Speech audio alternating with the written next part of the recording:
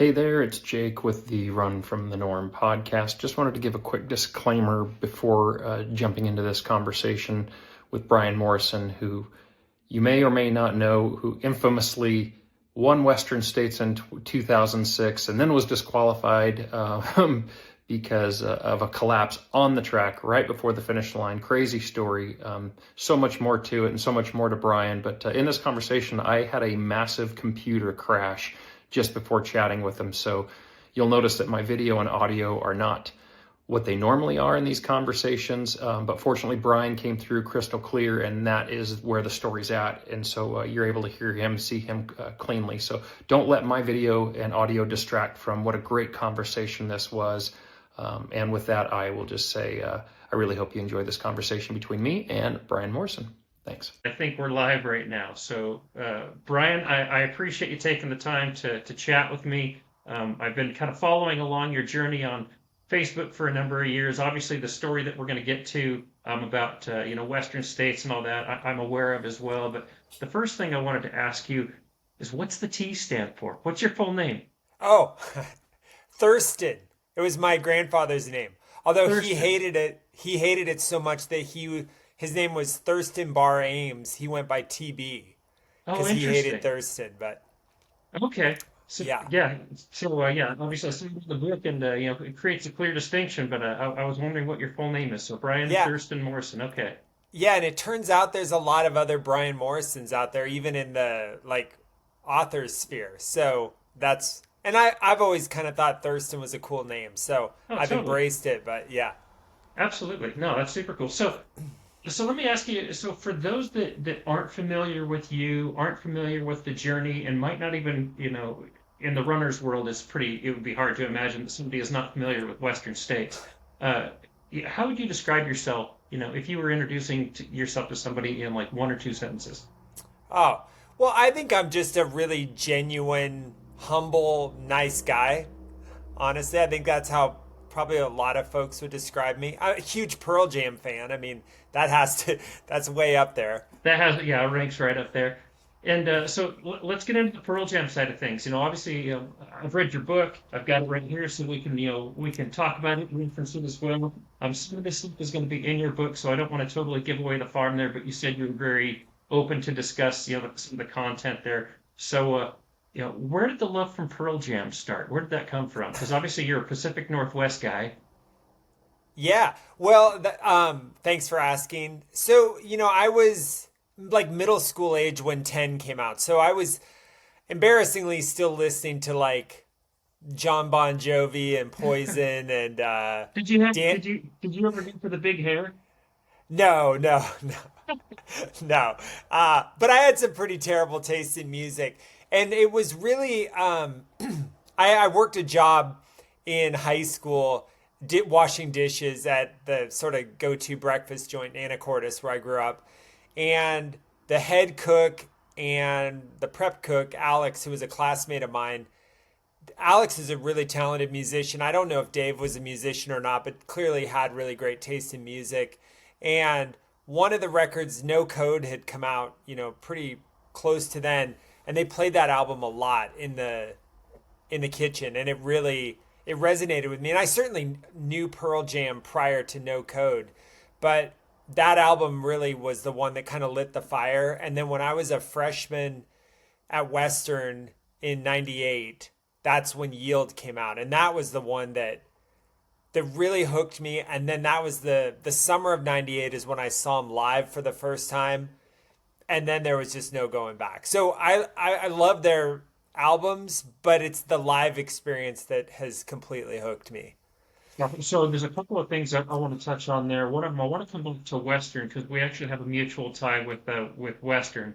But what was it about Pearl Jam that spoke to you? Because there's so much music out there, and we're the same age, so we're kind of coming up in the same you know genres and in time frames. What was it about Pearl Jam that spoke to you so much?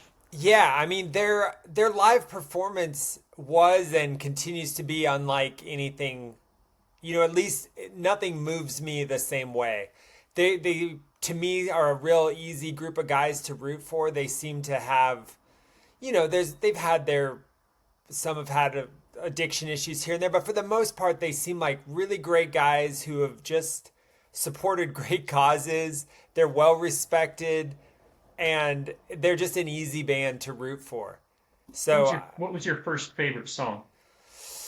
oh, probably Corduroy. Why is that?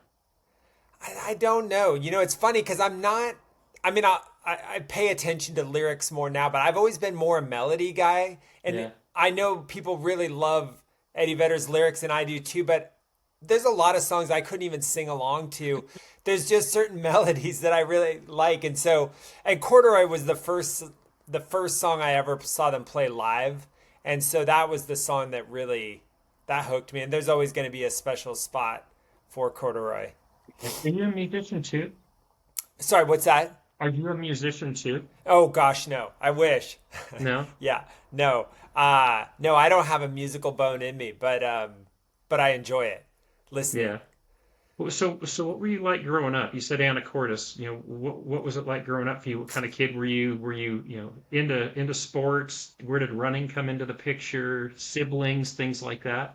Sure. So, my parents were avid boaters. We had a sailboat, a 27-foot sailboat that we cruised all over the San Juans in, up to Oh, wow. Desolation Sound. So that was what took them to Anacortes. My dad was hired as the harbor master at the Anacortes Marina. They moved from Linwood, Washington, up to Anacortes when I was like 2 or 3. My sister's just 2 years behind me, so she was an infant. And we lived at the marina for a couple years until they rented a house, and then they bought the house that my mom still lives in Anacortes. Oh, wow. Okay. Growing up, I played sports, but I was not athletic. I wanted to be, but I just, there was nothing spectacular about me. We had a horse, and I was really into horseback riding. We camped and fished a lot, but definitely, we weren't not an athletic family at all. Were you developing that love of the outdoors when you were young? Because I know, speaking from personal experience, I loved spending time outside, but there's something as I got older, especially as running and distances and trails came into the picture, that really made me embrace the outdoors even more. Yeah. Were you already into it early on just by proximity, or did that develop over time as well? Well, I think I enjoyed time outside, but I don't think I had a true appreciation for it as like I do now as an adult. Yeah. And speaking to that, my mom is still in Anacortes, and now when I go back, my favorite thing to do is to run through the Anacortes Community Forest Lands. And when Nice. I lived in Anacortes, I barely scratched the surface of those forest lands. So yeah, I appreciated time outside, but I didn't really appreciate it the way I do now. Yeah. So do you have a favorite trail is kind of your primary go-to when you get up in the hills? Well, I tend to, if I'm up in Anacortes, I really like running around Little Cranberry. It's kind of the closest one toward my mom's house. My favorite trail, just in general, it'd have to be the Chuckanut Ridge Trail up in Bellingham.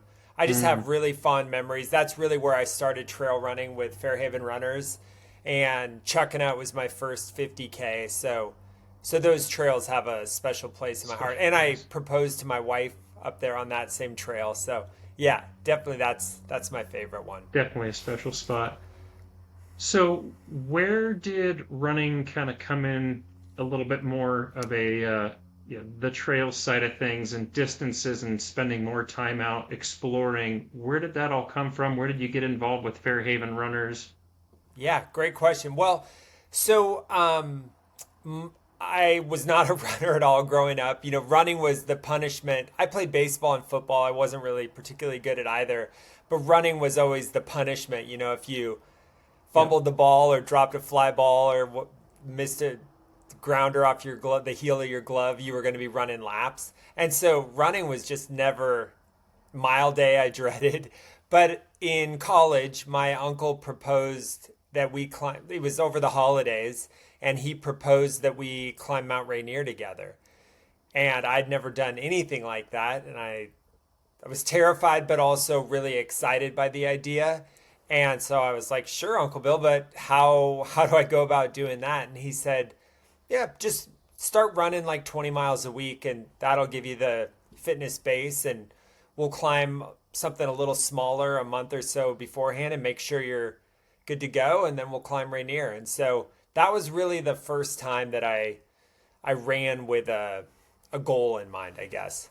Yeah, and reading through your book, it sounds like your Uncle Bill played a pretty special role in your life, and not just that, but kind of throughout your journey of exploration and time outside. So he gives you this, opportunity or challenge, we'll say, and he says, run 20 miles a week. How do you know what to do? Do you just like head out the front door and run as hard as you possibly can? Are you, thinking I'm going to mix up vert with, with tempo runs? How do you Yeah, know what to do? I didn't. I don't think I mixed things up very much. I certainly didn't go out and just hammer. I didn't go out and run super easy either. I just I went out and ran, and it hurt, and but I liked sweating and Yeah. moving, and yeah, I wasn't seeking out particularly steep things because of Rainier. It was just what was out the front door, and that seemed to work out okay. Did you learn to enjoy it through that process, or was it still kind of initially, that punishment? Because that resonates with me too. For I won't go into my background, but with the you talk a lot about some difficulties growing up with your dad, and Yeah, I have some some I understand where you're coming from. We'll say as far as the isolation and using running kind of almost as it's almost like a selective punishment, but right. something that obviously we're going to get into turns into something that you absolutely love. I mean, at what point did it start to shift from going out, just trying to figure it out, get ready for this climb with your Uncle Bill, and start to kind of pivot to, hey, I actually enjoy this a little bit after the I think first it. few crappy miles that always suck.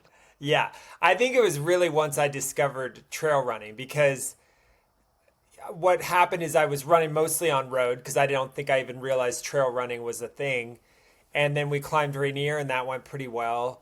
And so I decided I was enjoying running clearly enough that I wanted to keep pushing myself and progressing. So in my head, I thought, well, if I can summit Mount Rainier, then I ought to be able to run a marathon. And so I signed up for the Seattle Marathon in 2001, and it totally kicked my ass. I mean, it was just Would you be brutal. in 2001? I know we're the same age, but I got to figure Oh, what quick was I? I math. was yeah, 20, 22, Okay. 23, I guess. Yeah, when the race rolled around. Okay. Yeah. Is that right? Jeez, I should be able to. We're the same age. I should be able to Yeah. pull it up too. Maybe I was, gosh. Yeah, I must have just 20s, turned somewhere 22. somewhere in the Yeah. early 20s. Yeah, early 20s for sure. Okay. And that was so much harder than climbing Mount Rainier. Like so Totally. much harder. Marathons And are hard. so then it took that took a bite out of me, and I was kind of like, running's all right, but I don't need to push it that far.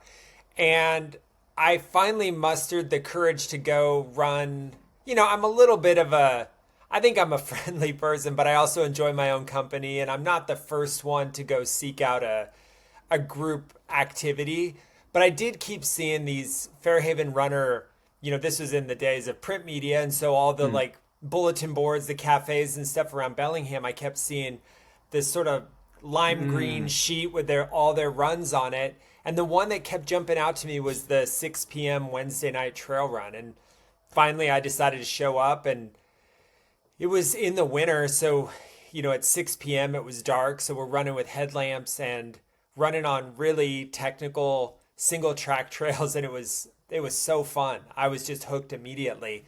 And I went back and the week after and just kept going. Got to know some of those guys pretty well, Chuck Dooley in particular.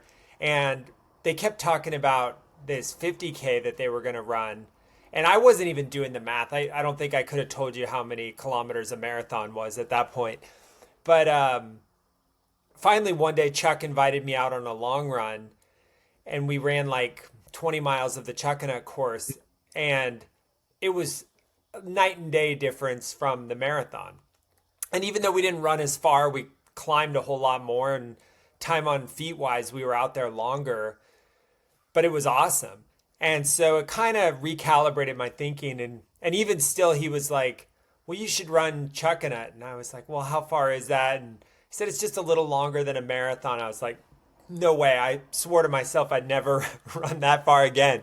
And thankfully, he convinced me otherwise. And, the first 50K wasn't easy, but it was a better experience than the road marathon had been, and it was enough that it kept me wanting to pursue it. So Nice. that was in 2002 And was my so first were you, you Chuckanut. said Bellingham, so were you still in Bellingham going to school at that point, or had you already finished up school? So I had wrapped up school the weekend before Chuckanut. So I'd Oh, had wow. like I graduated winter quarter because I took longer. I took a quarter off at one point to snowboard, and so yeah. But yeah, like, and it's funny because I guess graduating school is a big deal, but I was way more excited about finishing a 50K than I was proud of myself for finishing school. What did you study in school? History, which is obviously why I'm in retail. Let me ask you about that. So, I think as we get older, we have a different perspective on career paths and making a living. And when we're younger, we have these kind of like these illusions that we have to do something that, is awesome to tell people about. Hey, I do this awesome thing and I have to make all this money to be successful or whatever. But you mentioned retail and you've actually had a career, a long career in retail to where obviously it wasn't just something kind of flash in the pan and you pivoted out of. You've been in it for quite a long time. So what is it about retail that you find so um, interesting is too generic, but let's say exciting. What is it about Yeah, retail that you find exciting, and what kind of retail are you in? yeah. Well, so I started out, I mean, like, kind of the only job that I've ever really had as an adult is in retail. And I started working at Seattle Running Company in 2004. And that really is as much a catalyst for what happened in my ultra running career as anything. The decision, one, the invite from Scott and Leslie to go work at their store, and then two, my decision to take that job. Having never worked retail before was kind of scary. And I took it solely because I wanted to expose myself to the talent that they had working at the store. And what I realized is I totally fell in love with the process. And I don't, I mean, I'm not somebody who enjoys selling. Like, I'm not, I'm certainly not a used car salesman or something like that. I really enjoy, I guess, I thought I was going to be a teacher at some point. That's why I studied history. I imagined myself like teaching high school history and maybe coaching cross country or something like that. And so I've always enjoyed the teaching aspect, and particularly in run specialty, there's a lot of educating Yeah, people about. And so it's really fun to have somebody come in, share their goals, share their impediments, what's standing in their way, and then help them be able to kind of solve for some of that. It's yeah, really rewarding work. Um, so I was in run specialty through September of 24, I guess. And then I left, and now I work at REI as a department manager. And nice. it has its I own was just there today. unique challenges. There's certainly things that, like, you just have different issues at a larger company like that, Sure. different challenges. That's part of the fun of any job, is working through the challenges, kind of trying to problem solve. Yeah, The work itself is, I don't want to say it's less fulfilling than run specialty, but I really, what drew me into retail is that sort of one-on-one, really feeling like you're making a difference with one distinct person at a yeah. time, and several in a day. And due to just the volume at REI, it's just, you don't get that same thing. But I've learned a lot, and there's fun challenges that have come from my time there. I bet. So Look, and I don't want to put words in your mouth, so correct me if I'm wrong here. But we mentioned specialty. So obviously, specialty is I don't want to say singular focused, but much more narrow focused, as opposed to, we'll say REI, where I would assume you have to be a little bit more of a generalist to cater to the broader market that's coming in there. Is that fair to Yeah. say? Yeah, I would say so. Okay, so let me ask then, how in your experience do you see that retail and interacting with customers and helping customers, how has that changed? You know, I don't want to take the easy way out and say since COVID, but let's Yeah. say over the last 10 years, 15 years, how have you seen the retail experience change from your side of things? Yeah. I would say I mean, it's funny, Jake, even going back to 2004, I can remember the notion of like, well, that color sucks. And it's like, well, yeah, but color doesn't matter. It's just how it fits. Purpose, And so yeah. that was kind of the old school of thought. And every year since then, especially as e-commerce has come into play, I mean, the number of color options that brands are offering, the amount of research people are doing ahead of time. Now, people asking Chat GPT what shoe Right. they should be in. Yeah. Is It's everybody an expert now? well, or they think they're an expert. Yeah, Right. Yeah. yeah. Yeah. And so that's the thing that both in Run Specialty and now at REI that I see is in a brick and mortar store, you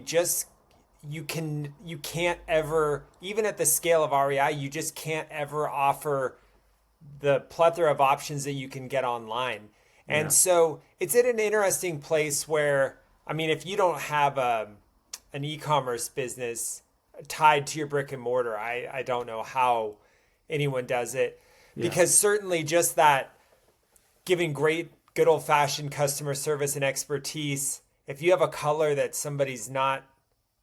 that's not resonating with them, good luck closing that sale. And so Right. it has really changed the dynamic where I was seeing it a lot at Fleet Feet where customers were coming in, and our model there was like we'd spend 30 minutes usually on average with a customer, walking them through like The fitment well, it process used and to be everything. it used to be Branix, and then we evolved to like a 3D scanner and learning about what their goals are and what things have held them back, whatever. One on one, 30 minutes. It was happening more and more where somebody would go through that whole process, and at the end they'd say, "Okay, well, great. This is really cool. I got some great information.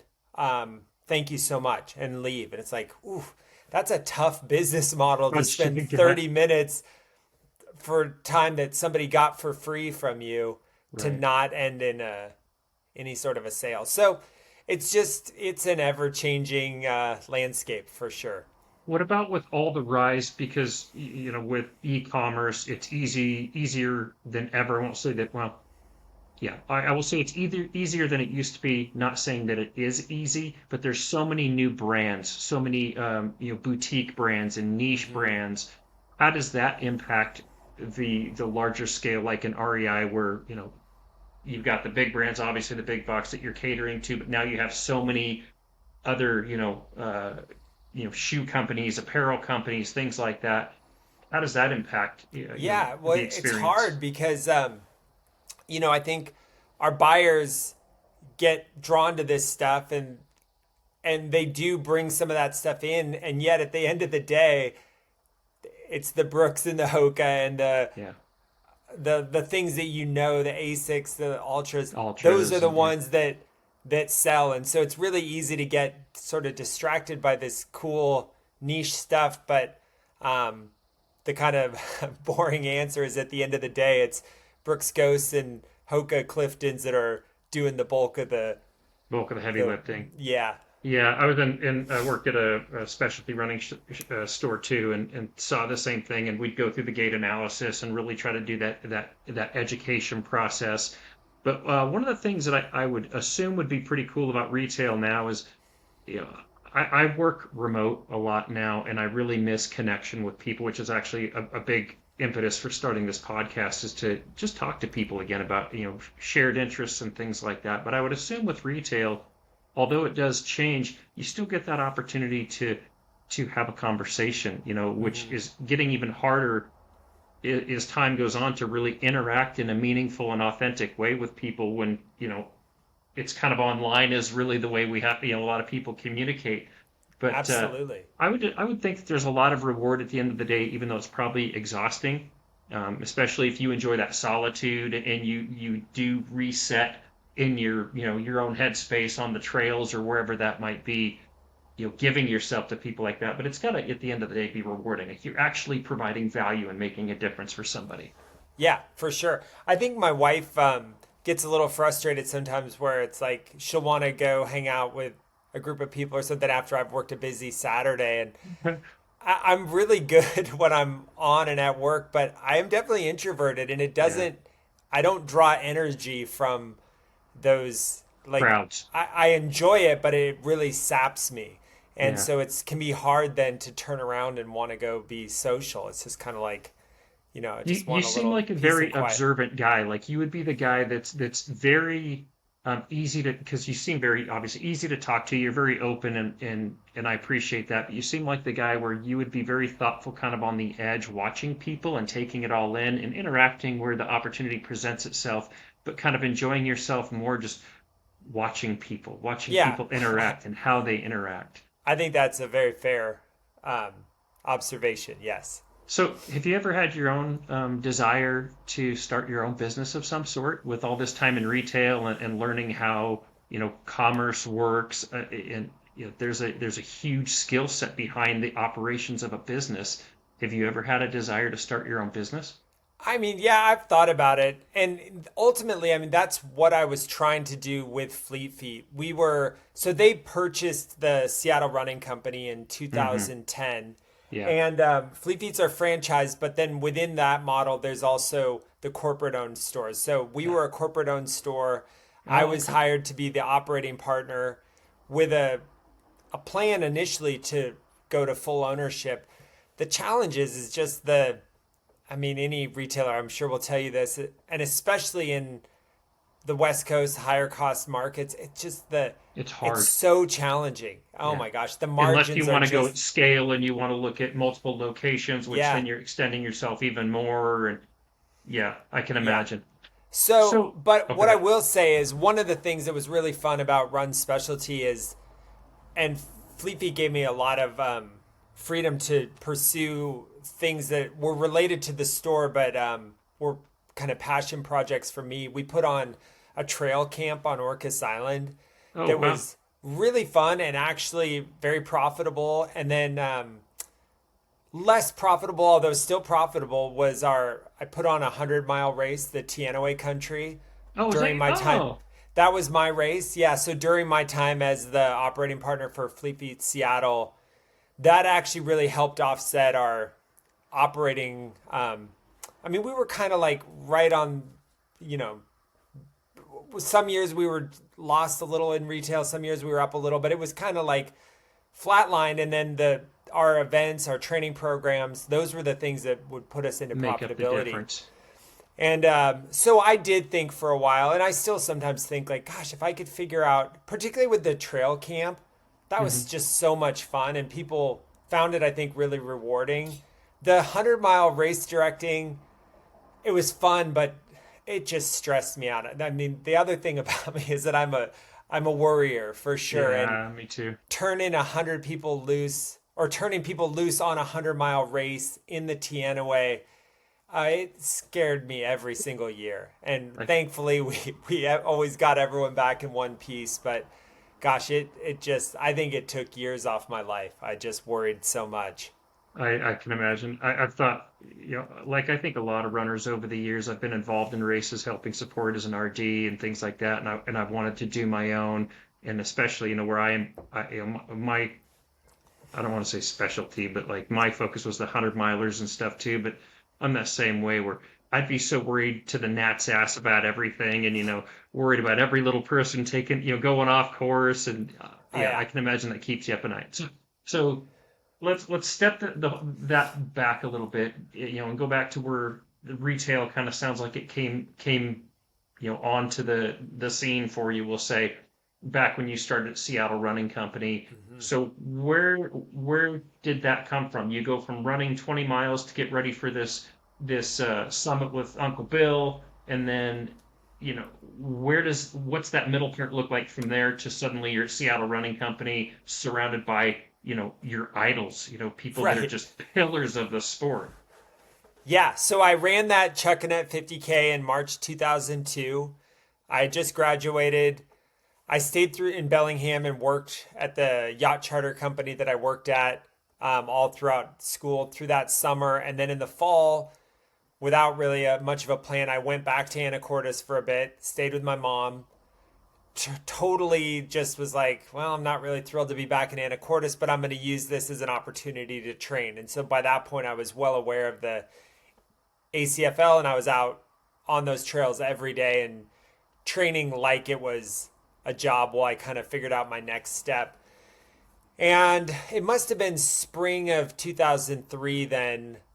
My uncle, Bill, had been a member at Vertical World, climbing gym in Seattle since it opened in like 86 or 87, I think. And he told me they were hiring. And he also knew that working part time at the climbing gym was going to be tough to make it in Seattle. So he offered me a room in their basement in Wallingford. So I, And where's that? oh, it's kind of it's 45th in Seattle. So it's like right Okay, off the freeway, kind of straddles I-5 near gotcha. University of Washington. Okay, And so, and then the job was further west over in Fisherman's Terminal. So I could ride my bike over there or run. There was a shower. nice. And I was then dating my now wife Andrea, so I wanted to be closer to her. And she was, you know, she excelled in school, went straight into nonprofit work. She wasn't looking to leave Seattle, so if I wanted to be closer, it was definitely needing to go to her. You needed to make that move. Yeah, and so I started working at the climbing gym, which was a blast. Met some really great people and continued to progress my running. And I started, as soon as I got down to Seattle, I discovered the Seattle Running Company Sunday runs and Mm. started to become a regular with that. I was no longer freaked out about the idea of going and running with a bunch of strangers after it had been such a positive experience in Bellingham. And What I are you mean, it was doing? just, What are you doing for training? Sorry to stop you there. But what are you doing for training at this point to go from kind of just going out and doing 20 miles to now you said you're training? What does that look like? How many miles a week? How are you mixing it up to where you can come into Seattle Running Company with this confidence, like I can, go out and run with you guys? yeah, I don't really know, honestly. I feel like I had two speeds. I had, like, if Hmm. I went and ran on the road, I had a road speed and then I had my trail speed. Hmm. And that's about as much training as I did. Um, I don't really remember, Jake. I know for my first marathon, I bought Jeff Galloway's book Yeah, and like kind of tried to follow a run walk the run method. walk. But yeah, and I don't know. I loosely followed that, but clearly not that well because I had a disastrous experience. But something about the trails just definitely resonated. It felt easier on my body. It was way more fun. And they were just a really inviting group. And so I really learned a tremendous amount just from going out and running with the Seattle Running Company. So I wouldn't say I was good when I started with them, but I learned a lot. I mean, I learned about fueling and I learned about, uh, you know, hiking up a hill instead of trying to run it. And so I continued to do that. I kept running more races. And then in spring of 2004 at the McDonald Forest 50K, Scott McCubry ran it as well and got to talking to me at the finish line and said, "Hey, Brian, Eric Sash, who was the manager at the time, he and Eric had been talking about needing to hire somebody at the store, and they both had thrown my name out as somebody who they thought would be a good fit." Wow. And so that was really exciting to me because I was well aware at that point of the fact that I think at the time William Emerson was working there. Um, Chrissy had been there. Brandon Sabrowski had been there. Jurek had been there. And Jurek was still working pretty closely with this store because his office that he did his coaching and his physical therapy from was on the third floor of the Oddfellows building, and Seattle Running Company was in the main level. Nice. Gosh, who else was there? Ian Torrance had been there. So, it was just, Everybody. yeah, yeah. So I was well aware of the history there and the opportunity. And so, yeah, it was a little scary because, again, I never worked retail, but I decided to make the jump. He's such a cool dude, and he's such a warm, inviting person. I can imagine that he made you feel welcome with no reservations, to where it wasn't like, oh God, I'm overwhelmed. I Yeah. would assume he gave you confidence, like you would have the support, you would have everything you needed to come and have fun, but to be successful as well. Yeah, absolutely. And yeah, I certainly never regretted that decision. It was amazing. Yeah. Oh, And life changing. totally life changing. Yeah. And yeah, and so then that leads into that's how I, really got to know Scott Jurek and how I became so closely aligned with him in that path towards Western states. So you're starting to build up your miles, and you're starting to get a little bit more focused on training. You're working at Seattle Running Company. Now you're going on these Sunday runs, which turns into building these relationships with pillars of the sport. Hal, and Yeah. Scott. At what point does this turn into something where, you know, you're looking at it like, I could be one of these guys. I could be one of these, top players in the sport. And how does that change your approach to it? I mean, what do Yeah. you start? Do you start doing things differently, or do you just continue to double down on what you're already doing? What's that look like? I think I just, well, it was really probably 2005. It was when Hal came to work at Seattle Running Company. I was blown away. I was just like, oh my gosh, I get to work alongside Hal Kerner now. This is incredible.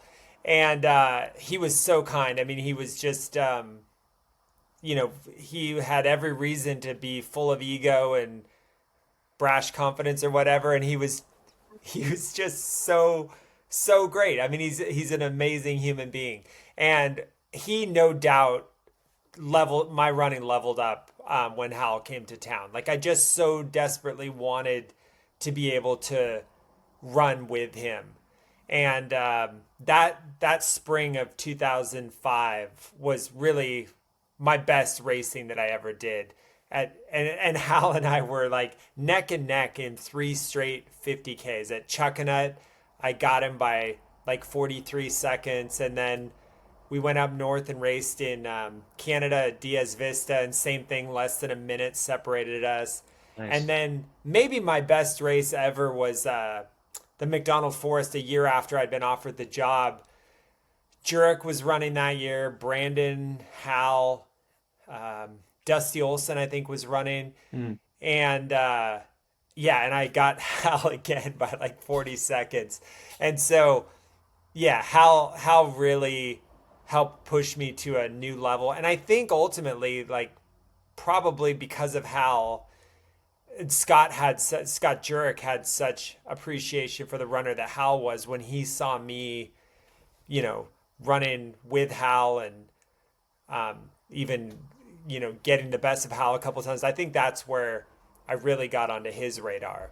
Let me ask, and I don't want to get too far into your personal side of things with your like relationship with your dad and stuff. But again, some of this I'm speaking kind of from somewhat of a shared pathway a little bit. Um, do you do you think that some of it was, now you're doing something that you're finding that you're getting good at, and you're getting positive reinforcement, and you're getting that validation from people that are telling you, holy shit, dude, you're good at this, and Yeah. you really could do something, and you have that encouragement and support that maybe, you know, we're all kind of really wanting and needing. Is that fair? Absolutely. Yeah, I mean, I always wanted to be more athletic than I was. And a big part of that was because I didn't have a good relationship with my dad and definitely wanted to take a different path than that he had. Athletics was a big part of it. I mean, he was not at all an athletic person, and so I always thought like, well, that's how I Yeah. detour away from him. but I just was never all that good at the things I wanted to be good at. And running was the thing where I did get that positive reinforcement, and it just made it that much easier to want to pursue it. Yeah. So, not to totally sidebars, but when you were younger, say, teenager, and you talk a lot about snowboarding, which again, that's a shared pathway as well. But what did you want to be when you were a kid? Like, what did I want to be when I grew up, you Yeah. mean? So, Or, like, did you want to be a fireman when you were a kid, or did you have, I want to be a pilot? I don't know. Like, what did you want to be when you were a kid? Where did you see yourself when you were, say, 15 years old, when you looked at yourself at, 40, coming up on 50? yeah, I think probably was teaching. I think I was always drawn toward that. But I Yeah. honestly, Jake, I don't think I spent that much time thinking about my adult self either. Mm. But teaching was probably what I would have said. Yeah, I think I want to teach. Mm. I So, think I spent way too much time when I was younger thinking of where I thought I needed to be, and kind of like you're saying, it's I had my dad and then my stepdad, and it's like either way, it's I don't want to do either of those things. I want to carve my own path, and whatever it is that they tell me to do, I want to do exactly the opposite. So I totally get where you're coming from. yeah. So 2005, you're starting to kick some ass a little bit. You're pulling some numbers on some of these guys that you've been running and training with, and things are looking pretty encouraging for you. What happens then? Where does Western States come in, and how does that play into a primary focus for that upcoming race? Yeah. Well, Western States was always the 100 miler that I wanted to start running 100 milers with, but it's even then it was not the easiest race to get into. I mean, easy Right. by today's standards, but Yeah. so I ran my first 100 in 2004, and I applied for Western States, but I didn't get in. And then I applied again in 2005 and also didn't get in. So I both those years I ran Cascade Crest. Mm. And back then, I mean, people that are hearing this now that are trying to get in are going to be like, what? That's for real? They had a two-time loser rule. So if you didn't get drawn 2 years and you still qualified, you were automatically in on the third year. And I think they did away with that in like 2010 because it just wasn't sustainable. And so it was spring of 2005. I knew again that I had not been drawn in Western States lottery.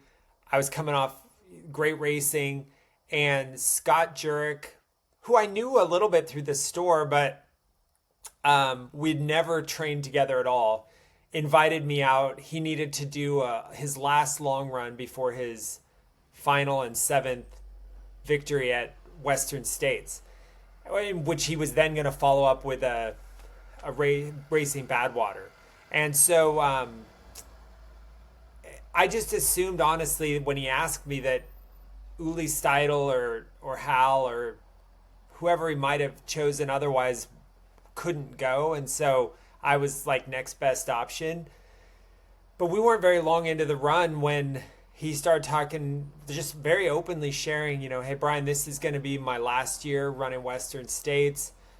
I don't feel like there's much more I can do there. I've won it 7 years in a row. I've got these other ambitions beyond Western States. And I think you can win next year and carry the torch for Seattle. I mean, that had never, ever crossed my mind. Please, what did you say? Yeah. And yeah, I mean, it was like From Scott just Jurek has just got to be absolutely surreal. totally surreal. And I mean, again, I recognized that my running was on a decent trajectory and I'd been racing well at 50K, but racing to win Western States is a whole lot different than beating Right. Hal at Diaz Vista or whatever. And so, but he said it. For some reason, I just totally believed it. And I guess it was just like, well, if this guy who's won it 7 years in a row thinks that I can do it, then why not? And Yeah. also, Scott, it's the kind of he's very serious. He doesn't there's no joking around with him really. And so when he says something, he says it in a very matter of fact way. And so I was just like, well, damn, I guess that's what's going to happen then. And so that was in June, and then he went on and won his seventh and final, and then repeated that with a course record at Badwater, which is incredible. Crazy. And then I went and raced Cascade Crest again, to keep up my 100-mile chops. And this was post Scott's, waving of the magic wand or whatever, that I could win Western States. And so I thought, well, I better be able to win Cascade Crest or I don't stand a chance at Western States. And yeah, Todd Walker just mopped the floor with me that day. I went out way too hard, and I didn't really fully understand fueling yet, and totally bonked and was on the verge of dropping at the halfway point or just beyond. And then and Hal was slated to pace me that day, so he'd driven himself out from Seattle, and I ended up taking like I don't know, it was at least an hour nap. So my wife said it might have been 2 hours, but I napped for a long time up on the ridge. When I came to, I kind of felt a little bit better, and Hal had shown up at that point, and so I was kind of like, well, I guess let's just see how it goes. And I had this incredible second half of the run. And so even though the race in general didn't go how I had planned, it gave me some confidence that I could be at a real low point, as close as I'd ever been to dropping, and still rally from that. And so, so that was really the last race of '05.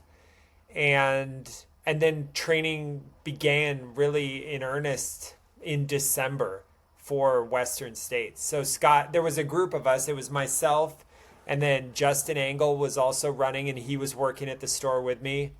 And Jeff Phillips was running Western States for the first time. He was a coaching client of Scott. So those four of us were kind of like the core training group. We met several days a week and started doing threshold runs at Green Lake in December. And then we transitioned that. And this was all new to me. That was the other thing, is the structured training was something I'd never, ever done. Again, it was kind of like I had two speeds. I had my road speed and my trail speed. And even though I had managed to race okay at some trail races, I didn't use a heart rate monitor. I didn't understand any training principles whatsoever. So I learned a ton that spring. When you were running your races, were you like running and enjoying it and having fun, or I don't want to say running scared, but were you running looking over your shoulder most of the time and just doing everything you could to just keep it, as close to that red line as you could to get to the end as fast as possible?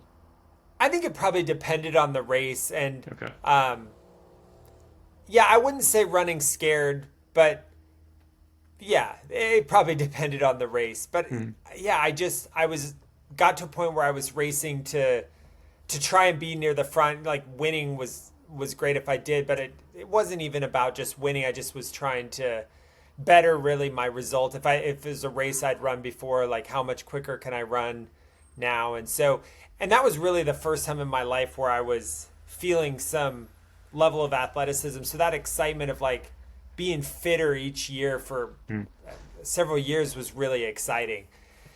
And so anyways, spring of 2006, early in the season, we started in December, so wrapped up '05, and then we carried this training through the spring.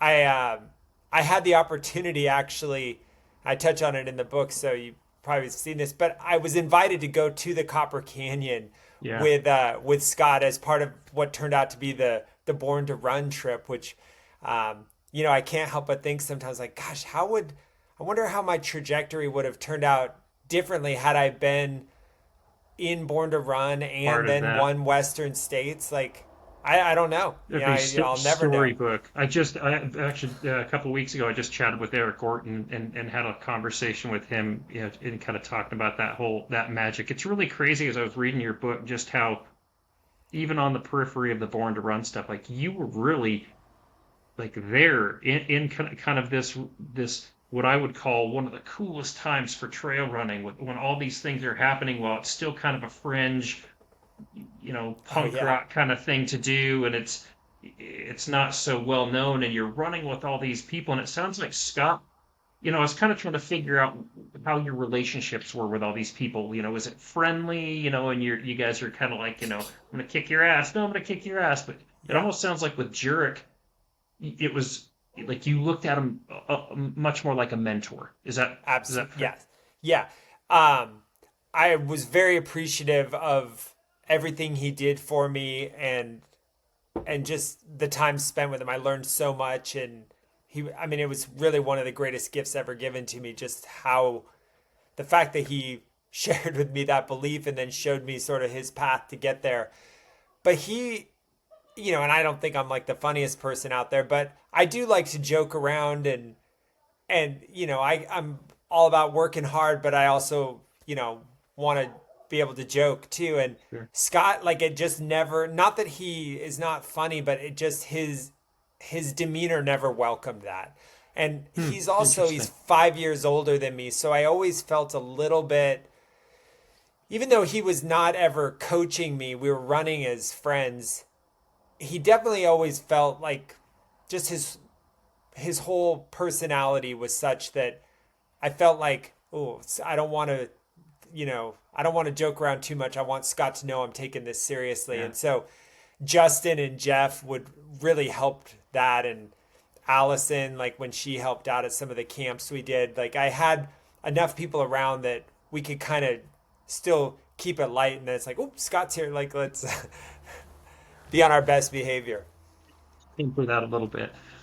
So, we don't have to go all the way through the experience at Western States because I'd really like to encourage people to read the book because it really is a great read, and I do want to talk about your approach to writing, and because I love to write too, and the way you told the story, I just I could hear it in my head, and you laid it out so well, and it was really impressive, actually. Just Oh, how thanks. you kept tying things. But so before we get there, you know, Western states, for those that know, it is probably the most infamous moment, in Western states history. You know, you can share as much as you want about the journey and the race itself, but the pivotal moment was you're pushing, you're grinding. Everybody that knows Western states knows how hard it can be with the heat, and you get to the track, and what Yeah. happens? Gosh. Well, let's just backtrack a little bit to and this is not to point blame, this is just what happened. Scott had begun pacing me at mile 62. I was 20 minutes back of the front runners, but Did you? I knew Oh, how yeah, I knew how great my legs felt. And so I guess I was the only one who knew that. Scott seemed pretty worried about making up that difference, but we were running well enough through the first of those aid stations, Dardanelles, I think, where Scott then started to say, hey, by the river, we're going to have caught all three of these guys. And sure enough, we passed in order. It was Graham and then Jim and then finally Eric. And then got down to the river, leapt into the raft, which was probably pretty hilarious because Scott and I are both over 6 feet, kind of gangly, and there was nothing graceful about it. It was like we got to get across the river first, and we don't want them holding up the raft for whoever's breathing down my neck. And so we how are you? awkwardly, what's that? How Oh, I'm tall are like you? 6'2", Okay, so and I'm yeah. 6'4". So okay, so Oh, right, okay. Well, yeah. right So yeah, place. yeah. Okay. And Scott's probably a little bit taller. He's probably like 6'3". But Okay. so, anyways, we awkwardly leapt into this raft that got across without company, laid down on the other side, and then just got to business on the other side. And Scott told me as we were climbing up the dirt road to Green Gate, he said, "This is where you put the nail in their coffin. You're not going to see those guys again." And so, of course, to me, that was music to my ears. But there wasn't a whole lot of, or if there was, I don't remember. There wasn't much talking that then happened through those last 20 miles. It was You're just doing work. pretty focused, just doing the work. It was, I mean, I think, Jake, it was the second hottest year on record officially. I mean, it was brutal. Nuts. It was the only experience I had had at Western State, so I had nothing to compare to, but it was really, really hot. I mean, every little bit of water we could splash on ourselves, or we even were having to drink water that was not filtered because we were burning through what we were That bad. carrying. And that's what I wanted to ask is what are you doing for your fueling? Are you shooting for target calories an hour for hydration? Are you trying to get through a certain amount per hour drinking to thirst, or are you drinking Yeah, by this is when I need to drink? I mean, I definitely early on in the day I had it pretty mapped out, like number of grams of carbs per hour that I was trying to take in, and that was something I figured out from Scott. He had like incredible like spreadsheets of his nutrition plan that he just shared with me. Again, he was like an open book. Nothing was a secret. And so early in the day, I definitely was on more of a regimented plan. And then by mile 80 and beyond, I think it was just like as much water, I think, as we could get. We were drinking it and still running out in between aid stations. So not a lot of chit chat, just kind of suffering, getting the miles done. We came through Highway 49, and then somewhere between Highway 49 and Roby at No Hands Bridge, just I could tell Scott's demeanor, something changed, and again, my memory's not great enough to tell you exactly how technical it was or whatever, but I remember descending the final bit down to No Hands Bridge, and it was loose and rocky, and I was definitely struggling and like not picking up my feet. And for the first time all day, Scott kind of started to bark at me, and it was clearly like, hey, get your shit together. Like, Get your yeah, attention, open your eyes, yeah, bring you back to present moment. yeah. And so we got down to the No Hands Bridge, and my wife was there with Scott's ex-wife and several other people, and Andrea handed me my bottles, and then she said, Scott's done. Or at least this is how I Hmm. remember it. And I was like, huh? And next thing I know, there's this guy running alongside of me.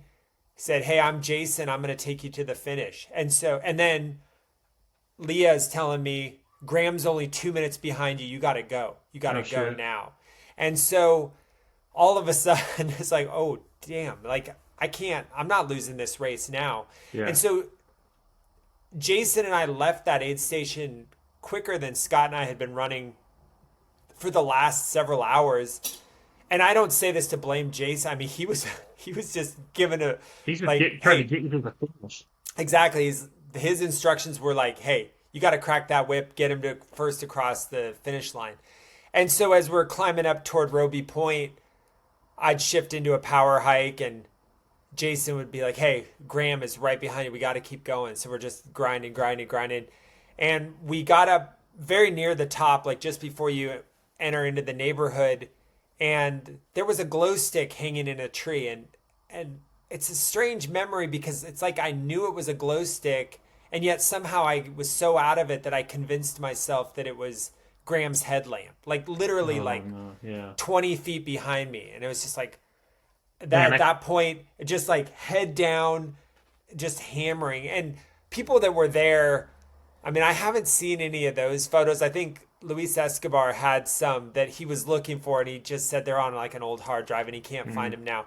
But people said that I was starting to get that lean, that Oh like the yeah. side, yeah, Ultra lean. the ultra lean.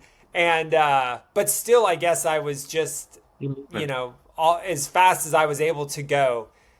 I think Scott said in his book we were running like sub 8 pace. I don't know if that's true or not, but somewhere between entering into the neighborhood and getting to the track, there was a curb that I snagged my toe on and wiped Oh. out. And that's Oh. why, like in the photos, you could see Yeah, my your knees all knees bloodied just and trashed. my shoulder. That didn't happen from the track. Oh. Okay. I thought that was just track rash. Yeah. No, I didn't even realize this until meeting. Well, Jason and I that's an interesting story too, but we never talked until like 2021. He came to Oh Seattle. damn. His daughter was looking at UW, and we had connected on Facebook and met in person, and then that was wild. But he shared with me that, yeah, you wiped out on this curb, but you were Interesting. able to get up under, like, you just bounced up and you were okay, but clearly not totally okay. So anyways, then you go through this break in the chain link fence onto the track Yeah. finally, and you only The have to do long like, way around. yeah, the long way around, but still it's only 300 meters or whatever. And I looked across the infield, and I knew there was no way I was going to get there. You Mm. know, I've said like it felt like it was another 100 miles. I don't truly know what it felt like other than, well, I'm not going to make it to there. Yeah, you were clear in your book. You said that there was no doubt in your mind yeah, you did not see any way you were going to, under your own power, make it around that track. No, I was not. And so, anyways, long story short, I went down several times. I don't even know how many. I was helped up. I was assisted. There's a lot of controversy about Right. like, well, why didn't they just take you straight to the med tent? Why did they have to lead you all the way around?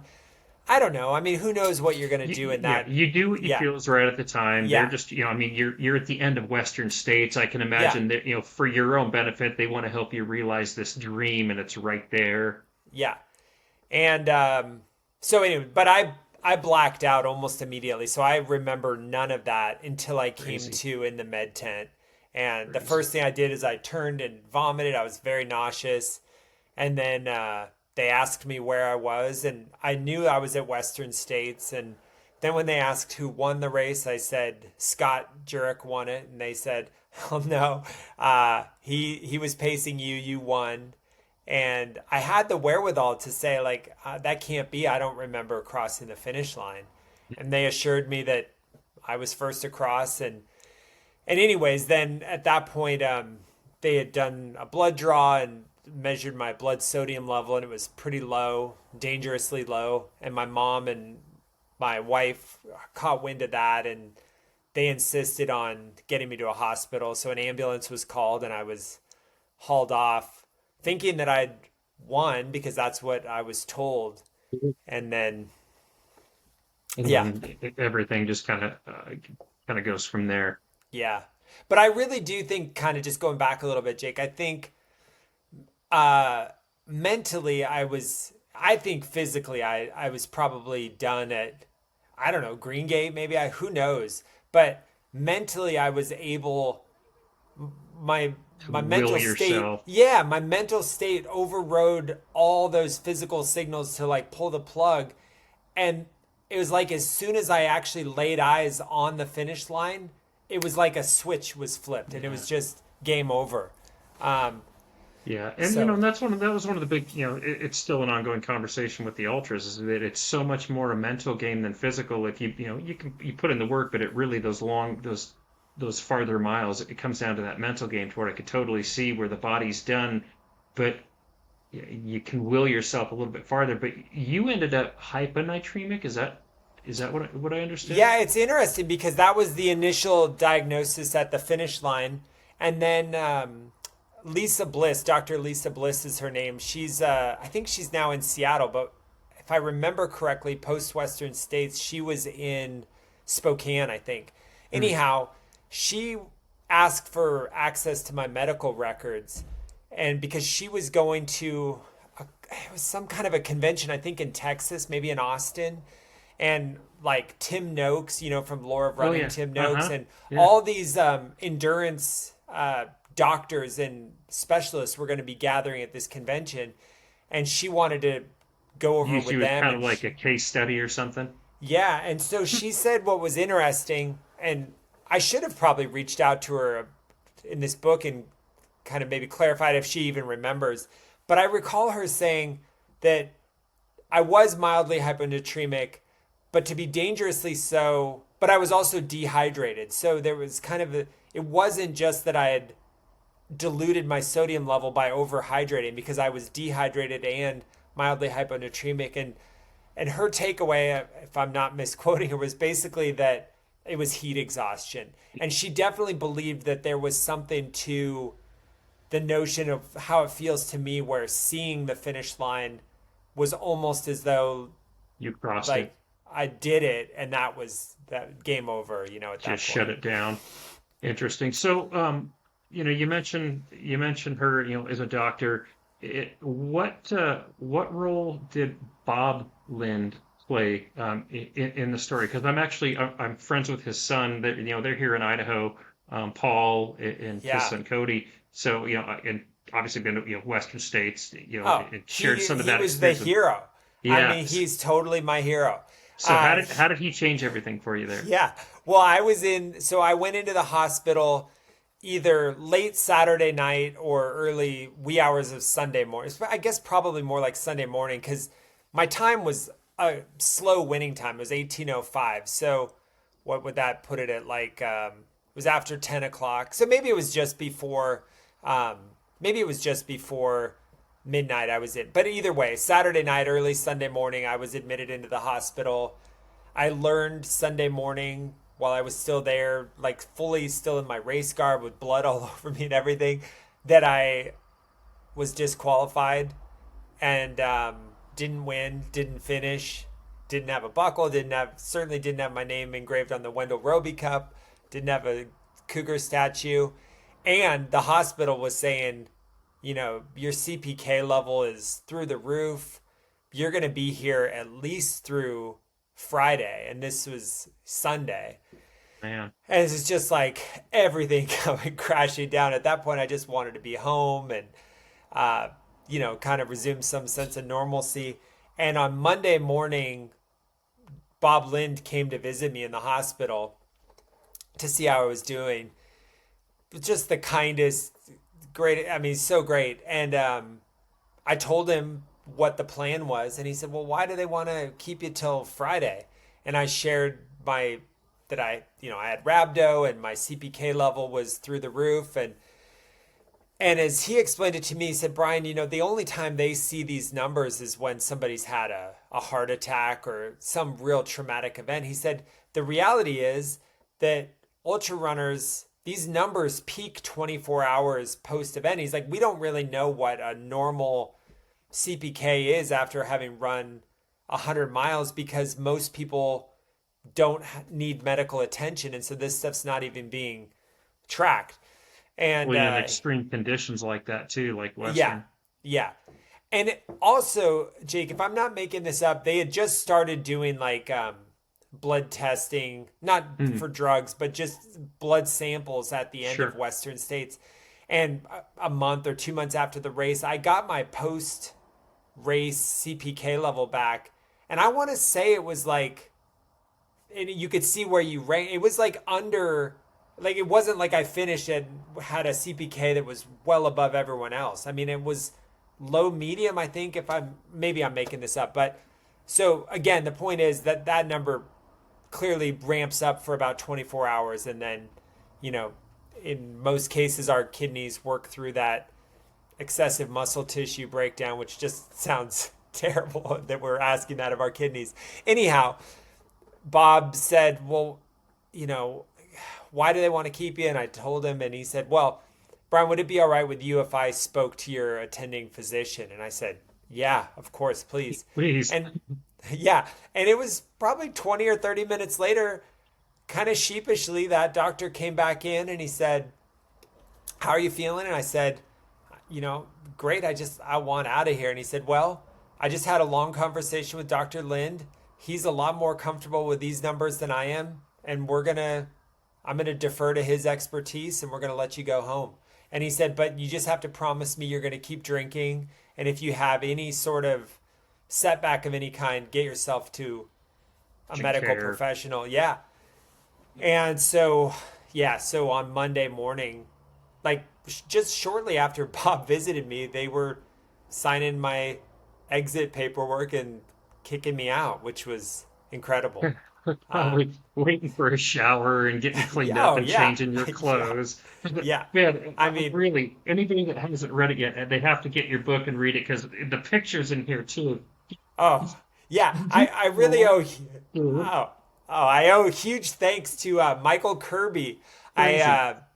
I have some clips from the newspapers at the time, and there's one of me laying on my back with a life vest on in the American River, and from the Sacramento Bee, I think, and it said photographer Michael Kirby. And I reached out to a handful of photographers, starting with Luis Escobar, And he thought he was going to find this stuff. He said if he did, even though he had made a promise, he told me, he's like, well, I promised Greg Soderlund, that I'd never share these. But he said, I think that was as much for you that Greg made me promise as for Greg or the race. So he was ready to share these photos, but he just lost them on a hard drive somewhere. And so anyways, I reached out to several other photographers who may have been there, and Michael Kirby was the one who came through. He said, yeah, I've got the one from the river I'll share. And he said, I've got some more from the finish line. He's like, and he said, I'm sorry. They're tough to look at. But yeah, I think they add a lot to I think it speaks to just how wrecked I was. Was, but I think it also your story speaks to your character and your resilience and your ability to not let that, I don't want to say define you, because it's a huge component of who you became and who you are today. But the way you have graciously accepted the outcome for what it was and moved yourself forward, I think it's inspirational. I guess I appreciate there's no that. other way to put it. And I'm going to keep pimping your book just because it's like you're so gracious in how you look at it and how you responded to some of the people, and how, that there's always going to be trolls, that just want to be assholes. But, it sounds like you got a ton of support too, but you're so thoughtful in the way you handled things and responded. And so I'm curious, you get through this experience, you're trying to digest it. What does running look like for you in the next, 6 months, 12 months, 2 years? Does that fire come back? Do you hit like an overtraining syndrome from this to where you can never run the same? Do you lose that joy of it that you experienced before? Like, what does this look like? Yeah. Well, so thankfully, and without really planning for it to end up this way, my wife and I got married in Portugal in August. Yes. So 2 Yeah, months. that's right. Yeah. So which was incredible to come off of like the lowest low of my life and thankfully have this incredible wedding to Dancing look in forward Portugal. to. Oh, so that just, yeah, that really that was, I just needed something positive to look at. And there were some Pearl Jam shows right after the race too, which certainly helped. But unfortunately, it put it changed mine and Scott's relationship for sure. And I am so thankful that 2006 was, maybe Facebook was like just becoming a thing. I don't know, but Yeah. I'm so thankful it was pre-social media, because I cannot even imagine going Yeah. through that now. Like if that Oh, were to God. happen to a run, There'd be 20,000, 50,000 keyboard Oh. warriors on there that know Oh. exactly what they would have done and what you did wrong. And, I've never ran 5 miles, but I know it. Yeah, I can Yeah. only imagine. Because even in 2006, the ultra running listserv was kind of like where all these discussions happened. And Scott took a lot of flack from the community that I think he felt, I don't want to speak for him, but I think he felt as though this He community pushed you that too hard. yeah, that he'd given everything to and built his life around, that they kind of turned their back on him. And That sucks.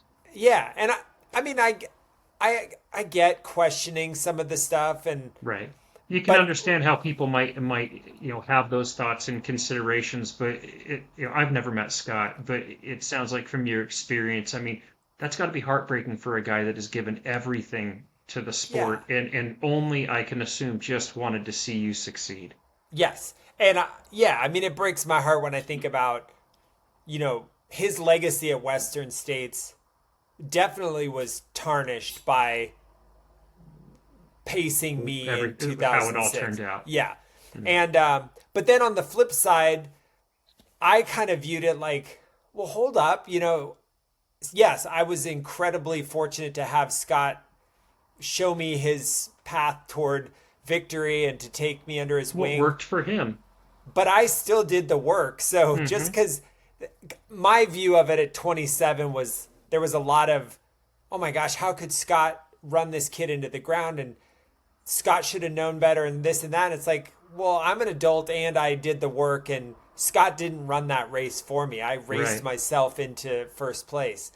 And so I went back in '07 with a little bit more edge and maybe some anger, really wanted to prove that anger is Wasn't a probably the fluke or yeah, anger is probably the wrong word, but I definitely went back with more of an edge and was like, oh, I'm going to show people that that wasn't just about Scott. And it's interesting you mentioned overtraining because I absolutely did put myself into a hole. Um, and so I got sick leading up to the race. I still started, I dropped it no hands, or not no hands bridge, at Dusty Corner. So just like 35 miles into the race. yeah. I was done.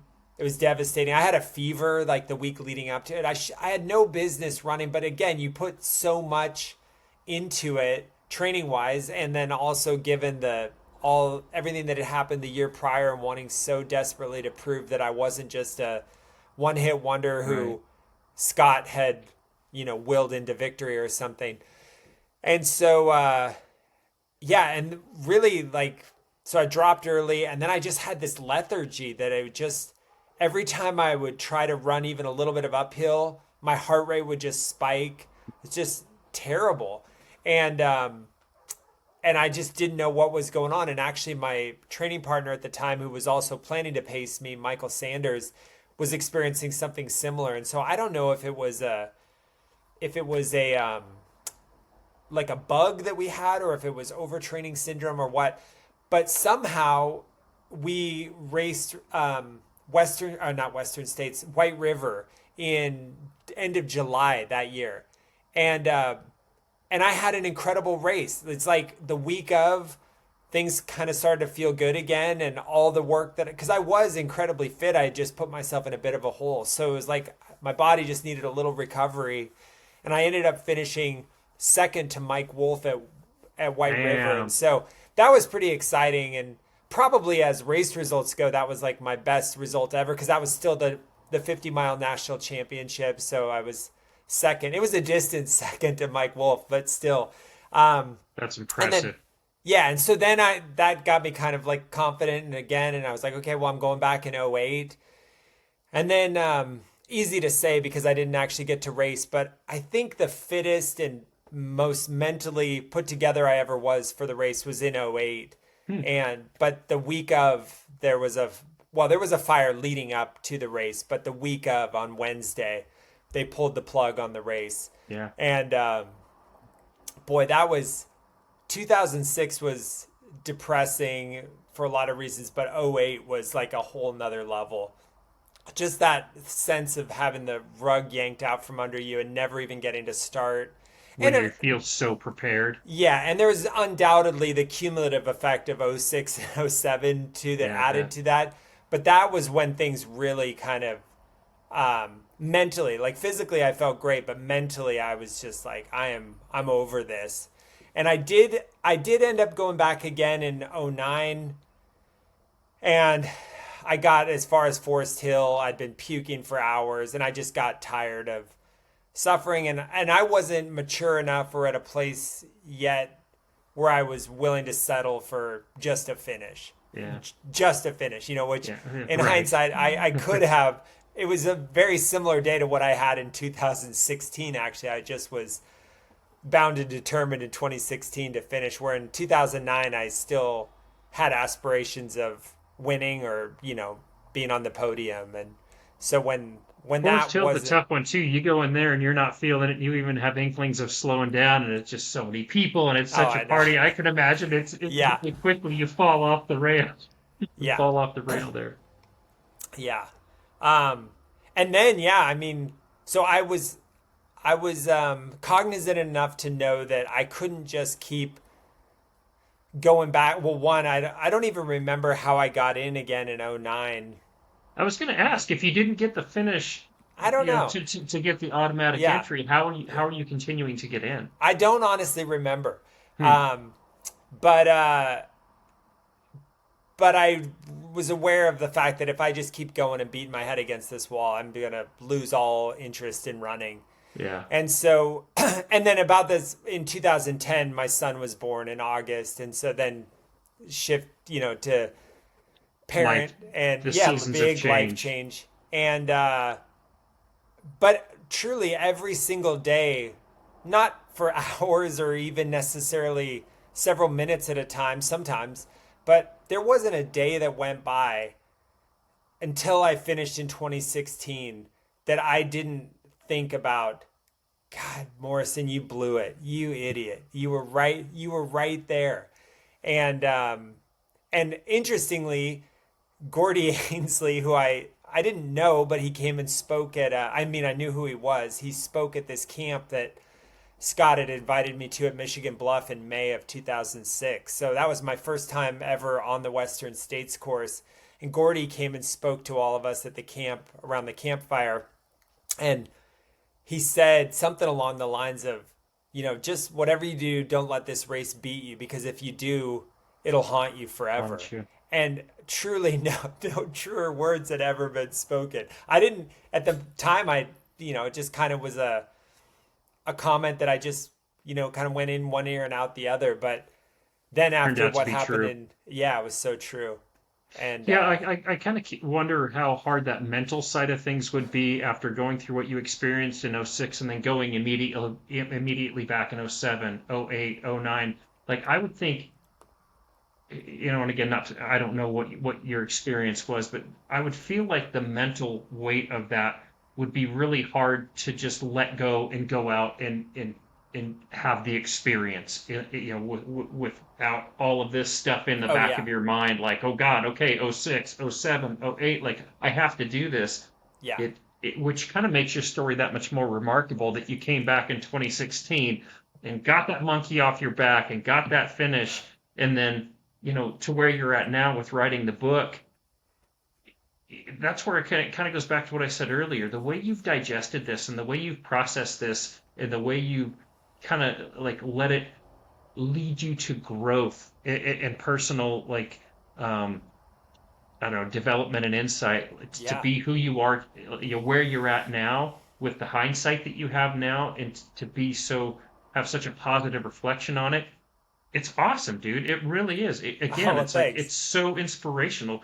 So I'm also curious now, 2026, all these years have gone by. Like, what's your relationship with running look like today? Like, what's a week of running look like for you? I run like 30 miles a week. I run 5 to 6 days and usually an hour at a time. Yeah. I still I'm not driving out to trailheads and doing as much like destination trail running as I used to do. Yeah. But I still am trying to we live in Ballard neighborhood in Seattle. And so I run through Carkeek as much as I can and try and incorporate urban trails into my runs. Sure. When I'm up visiting my mom, I'm running through the Anacortes Community Forest lands. I still prefer to be on trails. It's just, I'm not as dedicated to hopping in the car and fighting traffic to go get it as I used to be. Well, I don't know if this is your experience, but with me, it's usually time. As we get older now, and with family and kids and a partner that you adore and you want to spend your time with, I look back at how much time I committed to it and the sacrifices that I made to relationships and even to myself and the other interests that I had. It becomes such a all-consuming thing to where only in hindsight now I feel like it seems like you're similar. It's a much more balanced appreciation for those runs, and you can get that sanity time in an hour by getting out and getting 6, 7, 8, whatever, 5 miles, whatever it is, but then still mixing in those every now and again when you go out and you get that cool effort in the mountains on the trails, to where that might not be the everyday, but when you do get out and do it, you appreciate it that much more. Yeah. The one thing that I'm realizing that I'm missing since I left Fleet Feet, because I was race directing the Tianaway, that stressed me out immensely. But the reason I ever started that race is because I love the 100-mile distance. I hope that at some point I'll feel the fire to want to sign up for another one. But it was really cool to put one on and watch other people go through that, and then particularly getting, much like those that have reached out to me about the book and shared, like, wow, Brian, this is incredible. The finishers at the race, you come up, you give them a hug, and they're crying. They're like, oh my gosh, that was the hardest thing I've ever done and the most rewarding. Like that's really cool. And so that same I found that race directing kind of fed the same excitement that I got from racing. Yeah, that's a great point. So my wife and I, now that you say that, we volunteer a lot now. So the I'm Tough 100, Jeremy Mm. Humphreys, Brandy Oh yeah. Humphreys, yeah. So that's kind of my home home 100 that have a lot of history there with. But we volunteer now, and I'm kind of like you, to where it's, I don't know that I have the itch to do 100 again, because like where you have to go and how hard you have to beat your body up, I don't know. I get, like you say, I get that same joy now from volunteering and seeing this new crop of people that are discovering ultra running on such scale, to where Yeah. now it's where it used to kind of be this punk rock outlier, nobody really, on the fringe, and now it's so much more out there and people are aware of it and talking about it and going out to try to accomplish this, grand thing of a 50K or a 100 miler. And to your point, it's almost with that expansion, there's pros and cons, I think, of seeing it blow up, like the sport blow up like it has. Yeah. But when somebody, has that experience for the first time or the second or whatever it is, but crossing that finish line, like it almost puts you at that finish line again, like Absolutely. you can feel it again because you've had that experience. And yeah, I can understand where you're coming from with that. Yeah, for sure. Yeah. Yeah. And Yeah. also, Jake, I don't know if you feel this way too, but I think running's a really healthy sport. I'm not sure that running 100 miles is healthy. I think Agreed. there's a point of diminishing returns there. I do. And Oh, go ahead. Sorry. well, he never shared it with me, but I can't remember who it was now, but one of Scott's coaching clients, some years after after 2006, he said, "Well, Brian, yeah, I mean, you remember Scott would always say ultra runners don't live long lives," and I was like, "No, I don't remember that. He never once shared that with me." But I do wonder like the just how healthy it is to Yeah. like running. Obviously, is good for you to a point, and then maybe not. Yeah, it's one of those where is too much of a good thing just too much. Yeah. For me, it sounds like you're similar to where, uh, I don't want to say when you do it to that extent you lose the joy, and maybe it's just where you're at in life, but and I say you just collectively, like, Yeah, yeah. generally, but again, I guess I already said this, but I appreciate more the times that I get out on a not a constricted schedule, but like, yeah, 30 miles a week, 40 miles a week. Like, I really enjoy it. But then to your point, I think that cumulative impact and all that of running 100 miles, 200 miles, and just hammering yourself all the time. One of the things I noticed as I got older is I started to lose my functional movements. And so it kind of goes back to like the Oh yeah. snowboarding thing, and just moving your body and stretching and mixing in these other things as you get older. It's so much more important, I think, to bring these things in, which if all you're doing is focusing on running, you don't give yourself the time to balance out with family and work and all these other obligations, and sitting on the couch sometimes just to chill, Yeah.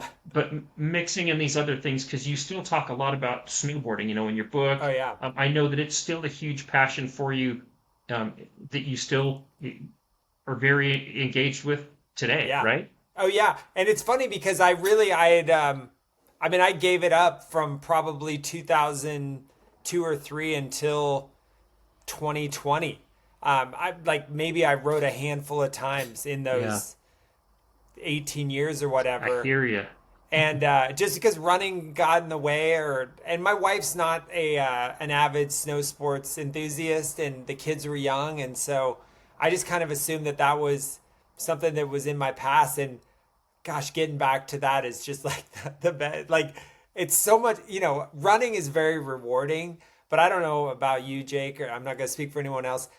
I don't find it fun. I find it very rewarding, but it's not fun the way getting on a snowboard and riding any day, but especially if you've got new snow. I mean, it's just Yeah. like nothing beats that for me. Yeah, crazy powder day, and Yeah. yeah, cutting down the mountain. Yeah, and to the point on running is, I think that's where I actually had to quit racing because I lost that joy. And so that's one of my big things that I advocate for, through, if I'm trying to, I'm limited on how much I utilize social media just because it's so much noise. Oh my But gosh. I'm trying to bring back that joy of being a kid on a playground, running around just because you feel the wind and not feeling like I have to run a time. I don't, I use Strava sometimes, to keep track of a distance for shits and grins, but Yeah. like I don't want to be staring and looking at splits and all that. I want to stop and look at something beautiful. Or if I'm running a road run, I want to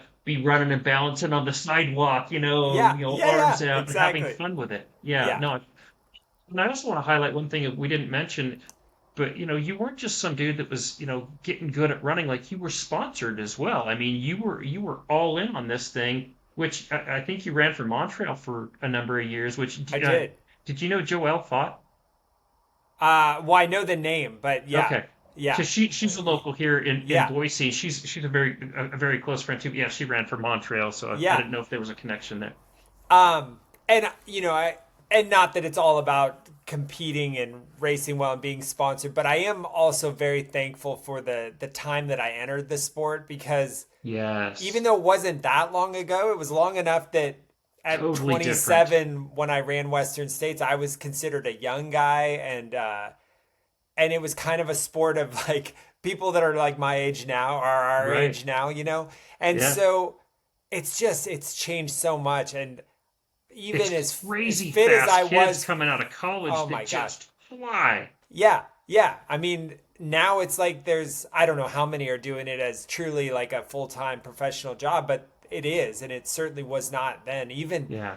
I never, I don't know what the numbers were like for Scott, but he was like the only one doing it, Yeah. and even still, he was coaching and doing a little bit of PT. I mean, the idea of being a full-time ultra runner was just Yeah.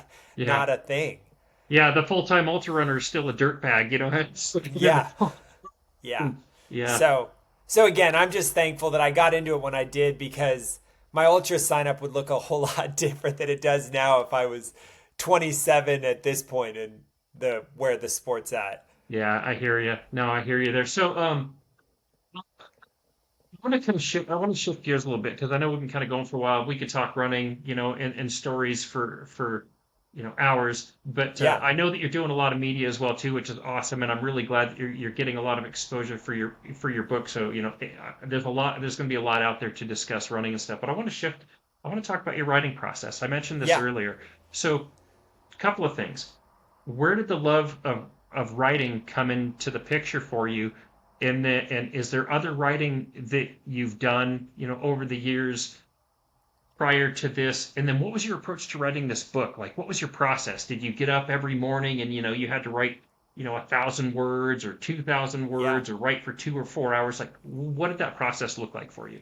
Good questions. And it's also reminded me that when you asked earlier what I wanted to do when I grew up, I'm remembering now that my mom was always fascinated with marine biology and Jacques Cousteau, and I went to school thinking like, oh, I'll become a marine biologist. I've always enjoyed fishing, Mm, particularly fly fishing now, and I nice. thought, oh, I'll be a marine biologist. And then I got into some math classes, and I was like, well, I Nope. like high school did not. I screwed around, I guess, too much in my math class or whatever. So I quickly realized, well, math isn't my strong suit, but I do enjoy reading and writing. And so that's ultimately what kind of led into history. Hmm. And so I've always enjoyed it. It's funny because I would not describe, and my wife would laugh if she even heard me say that I'm not this, because I'm like so far from this. I'm not a voracious reader. I mean, I do Oh, read, interesting.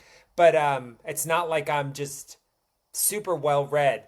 But I guess the only things I've really ever written, I've written a couple articles for ultra running over the years, and when I was operating partner at Fleet Feet Seattle, I wrote our weekly newsletter, and it was Oh, like the okay. greatest joy to me when somebody would come in and put two and two together, like, oh, you're You're that Brian, guy. yeah, you're the one who writes the 3 or 4 paragraph intro every week. I love how you're always tying Pearl Jam in, and and so that was like the greatest compliment I could get. And so I did that for 10 years. Nice. So I'm sure that helped a little bit, but that was like, again, it was like a standard kind of like 3 paragraph intro to our weekly newsletter. And then I don't even know exactly, Jake, when I started. Probably 2017 is when I kind of started to tinker around with the idea of writing the book.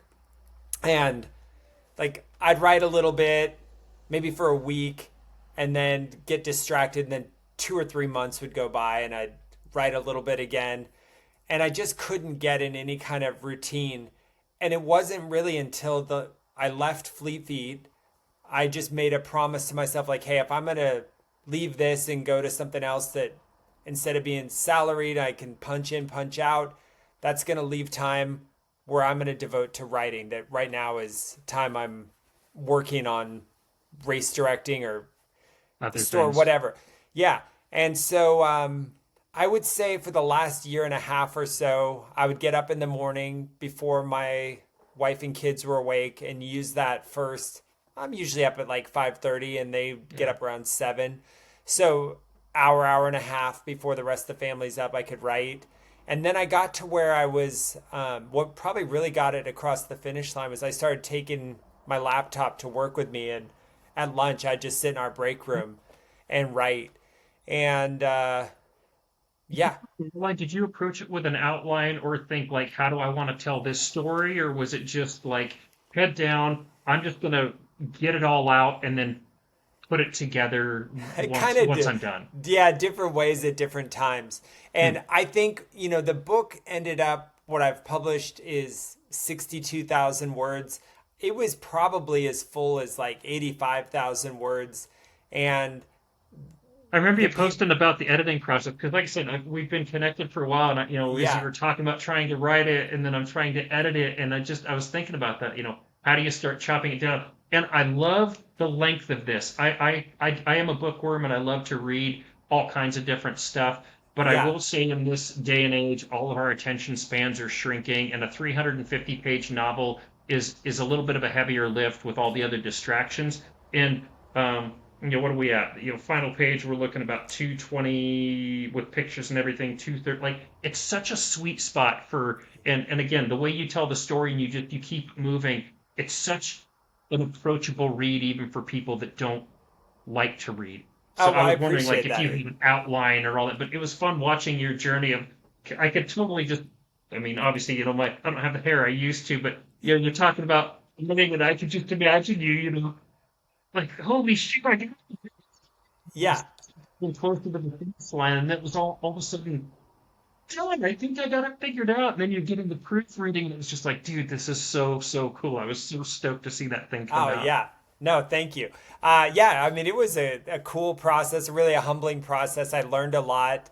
Um, I tried, maybe I could have tried harder. I tried to pitch it to like actually have it traditionally Like published. Penguin House or Simon and Schuster or Yeah, something. Yeah, like, and I most of this stuff, like, I didn't have a Scott Jurek mentoring me along the way on this, so a lot of it was just I don't know figure it anybody out. really who writes, so I was just figuring things out, and I realized that like first you got to pitch agents, and then they pitch the publishing houses, but there was one agent who basically was like his niece had been in our training program at Fleet Feet, Amanda, and so she had connected me. So that was like I had a little bit of an inside angle with him, and he expressed some interest, but even he was like, I don't know, like, have you ever considered having a ghostwriter? And I was just like, no, I don't. I like the process too much. I don't want to have a Yeah. ghostwriter. So, anyways, there was just no interest at all from And any of the this is agents. a different kind of story. I mean, this is your story, your experiences, your, smells and feels and Yeah, all that stuff. yeah. And yeah, I heard a lot of like, and this is probably the case. I mean, it's not like it's gonna blow up, but I heard a lot of like, yeah, the sport's growing, but it's pretty niche. It's pretty Yeah. niche. Yeah. So we'll see. We'll see where it goes. But it's been really cool. Just like people telling me about the newsletter and how much they enjoyed reading it. I've totally eaten up those that have read it and said, God, like there's like one of my friends from college reached out and sent me a really nice text, but he's like, I had no idea you could write so well. It's like kind of like surprised, but yeah, so that's nice to hear. I mean, it's probably too early because I know this just came out and you're still, kind of starting the press and stuff for it. Like, is there a desire to write another book down the road or write, more consistently down the road, a blog or something like that? Yeah, I mean, I don't see writing going away. I don't know what that next thing would be. I mean, um, I don't know. I mean, It's maybe hard to I've say when beat, you just finished, yeah, just got maybe this. I've beaten the Western States horse to death, but I've wondered like, well, this book doesn't talk really at all about, like the way I looked at it is Ethan made that what I would say is a great movie, A Decade On. Like I'm super proud of that. But I felt like that didn't tell. I mean, you see some footage from 2006, but the Didn't tell the story whole was story. really about 2016, which to me was never like. I mean, it turned out that that was a pretty big part of the story, but I always thought, well, gosh, it's nowhere near as interesting as what happened in 2006. And so that was kind of where the impetus for wanting to write a book and tell that story. It's And then almost like this you have book, to lay that groundwork first so people can understand what led into it to, if you do dive into the further parts of it. yeah. And so, anyways, I've wondered. So now this book like really delves into the lead up to 2006, and then kind of fast forwards to like I finished and Yeah. got that monkey off Reflection. my back, and then I wonder if there's an opportunity to tell that the '07 to going backstage of like Yeah. repeatedly banging my head against the wall, kind of losing my way with running. And I think So there is because that's why I was asking you that question of what happens afterwards because I think that's such an important part of your story of how you dealt with something that could really derail a lot of people and send people on a completely different path.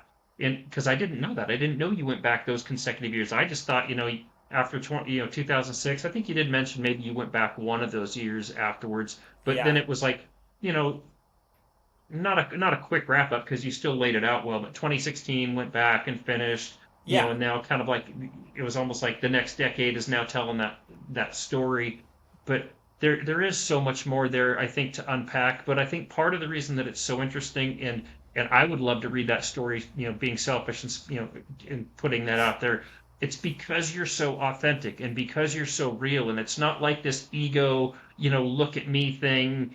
It's you have to do the things when you do something like this. I get yeah. it. Social media, posts, interaction, and all that. But like I have never from reading your story, from being connected and following you, back kind of over the years, like I get no ounce of ego from you that this is That's a good. look at me thing. It's like a dude or sorry, well, a guy that has went through this pivotal moment in his life that now over the years has a very thoughtful reflection on it based on where your life is at now, which it's more of like a gratitude thing, like because I think you even say it multiple times in there is like I'm really happy that things turned out the way they did because Yeah. it led you to be the person that you are today. Totally. But that is such a real thing that I guess imposter syndrome. Like Totally. I'm I think I'm to a place now where I'm comfortable telling people about it, but it feels like, oh well, I wrote a book and it's like, well, who are you to write a book? Like it does feel a little bit like it seems like there has to be an ego to want to write a book about yourself. And maybe there is. Um, but yeah, that's been the hardest part is just the getting over that being Digesting really that. uncomfortable talking about, yeah, the fact that, Which and I always say everybody's got a story and everybody's got a book in them, and I think you're highlighting a key component. Something I've struggled with too, as I look back at my life, is there's interesting things that happen in our lives that we might not think it's the most amazing thing because we've lived it. It's just our lived experience. hmm And to your point, I think it's hard to when you're not driven by ego to sit down and say, "Let me write about myself," right. but doing it in a way that doesn't come across as contrived or any of that, but is just trying to tell a story. But I really think you did a great job of that. I truly Oh, do. well, thanks. That means a Yeah, lot. And part yeah, of what kept me going was just like, I think this will be a cool thing for my kids to be able to yes, reflect back on. And so I want to leave this, not that I plan on going anywhere anytime soon, but I want to have this thing that they could be like, this is really cool. My dad wrote a yeah, book. yeah, absolutely. So like what does family mean to you now? I mean, you've got a long marriage with your wife, you have kids. Like what does the growing importance of family mean to you, and your wife's support and that relationship and being a father when I don't Uh, know, about you, but like I wanted attention from my parents, especially, my dad, when you're young, and now you're in that position to where you have that and you can yeah. create that everything that you wanted and give it to your kids and help, like you say, kind of be that positive influence for them to encourage their growth and development. Like what does family mean to you now? It's everything. I mean, it's the Yeah. best. And it just, sharing things that I care a lot about and seeing their appreciation for. Like both my kids love snowboarding. Uh, I Nice. don't know that they certainly don't love them as much as Andrea and I do, but they've been to see Pearl Jam with us, which is awesome Nice. to go That's see. cool. Uh, my son actually, we went and saw them in Missoula in 2018. It was just he and I, and we literally like we had I'm in the fan club. We had the general admission tickets, so we camped out. We were probably Nice. like 30 people deep in line or something. He was the only kid. He was like totally the hit of this group of super fans. And Nice. for our time spent there, we were right on the rail in front of Mike McCready. Eddie Vedder gave him a tambourine at one point in the show. It was Nice. just, it was, and he, like, that's a huge It's the memories that highlight. mean Yeah. more than anything. Yeah. And the only thing that kills me now is like with our phones and the memories that pop up is Right. it just goes by too fast. Like Totally. I just want him to slow down. My son will be 16 in August.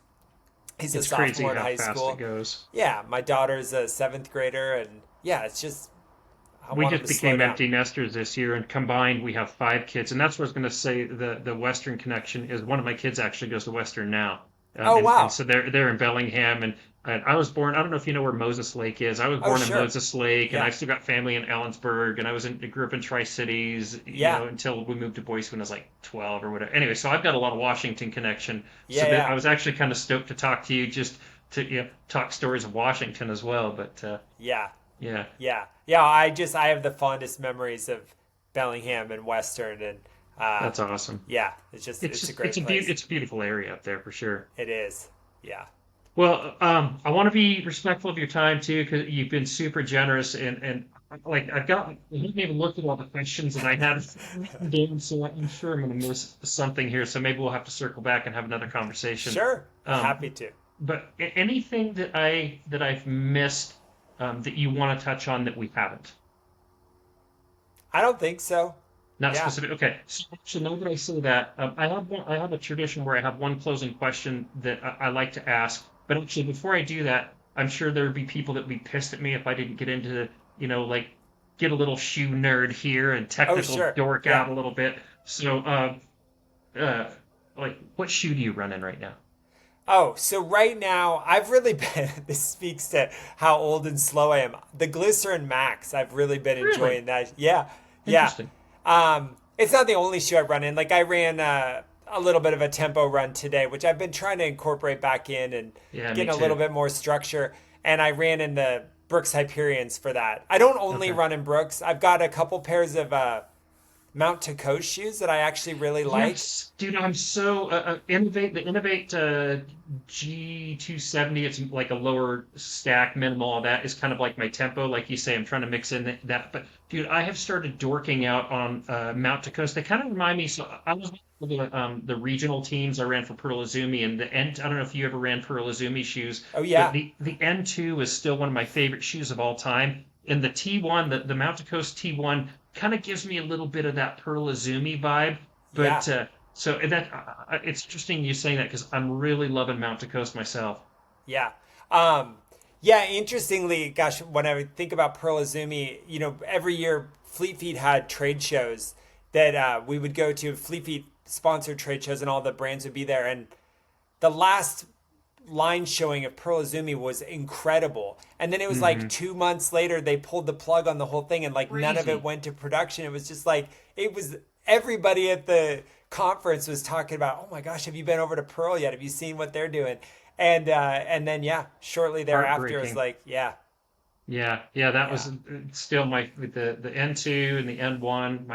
Those were my favorite shoes. But Yeah. yeah, I don't go too crazy on the gear side of things because I think it's different for everybody. Everybody's got like maybe a favorite pack, or I don't know about you, but I've been running in the naked belt a lot. I like the Oh waist yeah. packs and throwing in Yeah. some water. Do you use waist belts or anything Yeah, like but that? I'm more like a Solomon vest has kind of been my Yeah, go-to. Yeah. nice. Yeah. Okay, well, I had to ask the shoe question Oh yeah. at least, but oh, actually, I do have another question. So, when you run, music or no music or podcasts, do you listen to anything or nothing at all? No, I pretty much always listen to stuff. It's a mix between music and podcasts.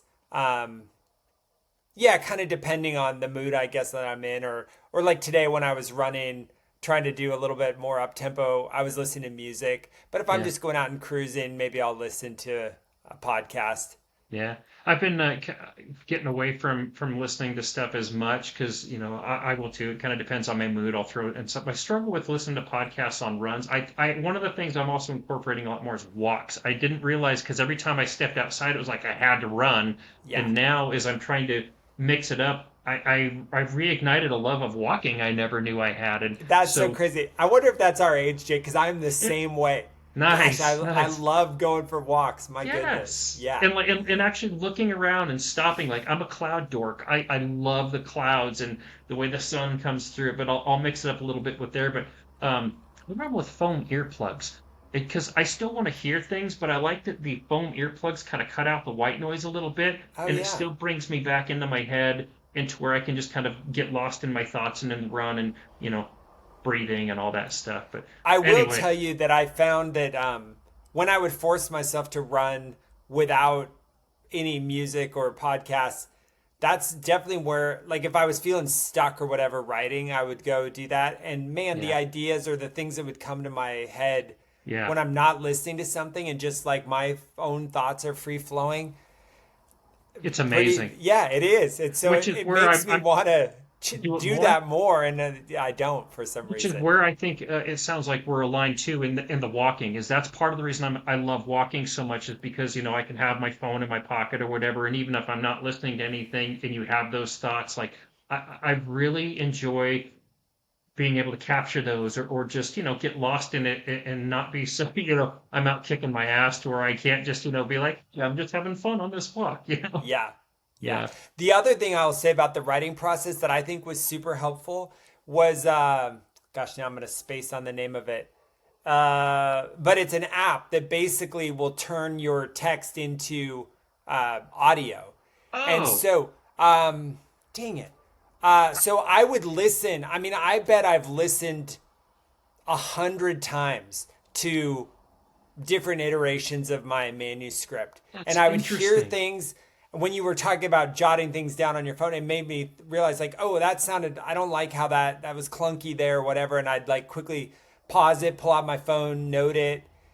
But that listening to what I would write was super, super helpful. That's actually a really interesting point that you say that because I'm realizing the same thing is as much as I love to write. So like I do a lot of poetry and like short Oh, stories and stuff cool. like that. But to that point, like where I'm always writing, whether I'm clapping on my phone or writing it down pen to paper, that's actually something I'm doing a lot more now too. Is I'm doing a lot more of that the audio side with that like you say text to speech or whatever Yeah. and listening back because to your point, when you do hear it back like that, it just lands so much differently in kind of the flow of things, and you can kind of go back and re-edit and all that. Yeah. That's interesting, super interesting. Well, that's cool that you write poetry. I always feel like I remember when I reached out to Ben Gibbard about asking him to write the forward. Mm, I was like, hey, hmm. Ben, just so you know, this is because he has another friend, Nick Triolo, who's like a real writer and like is artistic in how he writes. I was like, this is not art lit. This is just me telling my story. Telling the story. Because yeah, I'm super impressed by people that have that creativity to write poetry or even honestly to write fiction. I just like it seems easy to me to write my lived experience, but Yeah, um, fiction is creating, yeah, hard. But it sounds like you kind of have that same, like maybe you've got ideas and you'd like to be able to create some stories and tell some stories. Yeah, yeah. Yeah, and that's where I've got hundreds and hundreds of different like short story starts or novel starts, and it's that same thing as like I'm so much better about trying to tell that lived experience or with a small fictional slant. It's hard to always say your name, so I'll change the name or whatever. Right, right. But yeah, poetry for some reason, and maybe it's because I actually I played in a band for a long, and so I was writing lyrics and stuff, so maybe it kind of aligns with there. But I always wanted to publish something too, and that's part of the reason that I'm so fascinated about your writing process and how well you wrote with this thing is I always wanted to write, so I published a book of poetry, and Oh, it was kind cool. of for myself, so I did my self-publishing, put it on Amazon, all those things, and but it's yeah, that's why I'm so interested in your process of how you put this together and told the story, at length, because I haven't published something of like this, which Yeah. makes this even all the more impressive. Oh, well, thanks. But Yeah. I'm also wildly impressed you have a book of poetry. So that, Uh, yeah, well, that's it just sounds not like we're how, both similar in that ways that we just, we like to creatively express ourselves in yeah. some ways. Yeah. I mean, I feel like not that I can't converse, which we're doing right now, but I feel like I can be more open writing than verbally. I've Yeah. just always felt that I'm able to share more through writing. And that certainly bears out with this book because not that it's like the most vulnerable thing, but those are a lot of that stuff. Like my, my kids have really almost never heard me talk about my dad. He's just not been. They never. I Part of mean, your he's life. passed now, but they never I'm met sorry to him. hear that. So yeah. So somehow writing it just felt easier to tell it than saying it. But Yeah, and I could see that where it would almost be easier to write it, just to get it out, but then that or the peak of the mountain when you finally have it together and it's like, okay, now am I going to put it out there? yeah. Am I going to share this with people? And then I don't know about you, but part of my struggle through is I'm so worried. I've always been so worried about what other people are going to think, and I hate to say Oh that, no, I but agree. but like what people would think of if I say something a certain way and if they'll misinterpret it. So I want to over explain everything to make sure that it comes across perfectly Yeah. clearly and there's no misunderstanding. And then I overthink it and it fizzles out. So I guess the poetry was kind of like an easier barrier to entry in that regard. That's cool. Yeah. Yeah.